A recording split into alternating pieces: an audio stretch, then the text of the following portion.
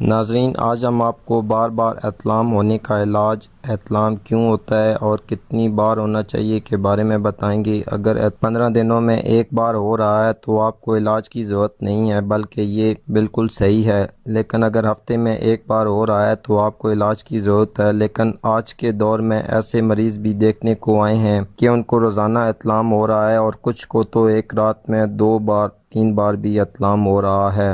اس کی بڑی وجہ سوشل میڈیا اور ہمارے موبائل فون ہیں، کیونکہ آج کل کی ینگ جنریشن موبائل فون پر فحش مواد دیکھتے رہتے ہیں اور سرچ کرتے ہیں، اس لیے رات کے تک موبائل میں لگے رہتے ہیں۔ انسانی دماغ کی یہ خاصیت ہے کہ جو چیز وہ بار بار دیکھتا رہتا ہے یا دن میں کام کاج میں لگا رہتا ہے، رات کو اسی حوالے سے اسے خواب وغیرہ آتے ہیں۔ جو لوگ موبائل پر فحش مواد دیکھتے رہتے ہیں ان کو رات میں خواب کے ذریعے احتلام لازمی ہو جاتا ہے۔ اس کے علاوہ ایسے افراد جن کا معدہ خراب رہتا ہے، تذابیت ہوتی ہے، جن کا کھانا صحیح طریقے سے ہضم نہیں ہوتا، ان کو بھی احتلام کا مسئلہ ہوتا ہے، یا جو کھانا کھانے کے فوراً بعد سو جاتے ہیں ان کو احتلام کا مسئلہ ہوتا ہے۔ اس کے علاوہ جگر و مثانہ کی گرمی کے شکار یا جن کا مثانہ کمزور ہے، ان کو بار بار پیشاب آتا ہے، ان لوگوں کو بھی احتلام کا مسئلہ ہوتا ہے۔ یہ تمام تر علامات اور وجوہات احتلام کی تھیں۔ اب آپ کو علاج بتاتے ہیں۔ علاج کے لیے ہمیں 3 چیزوں کی ضرورت ہوگی: کوزہ مصری 50 گرام،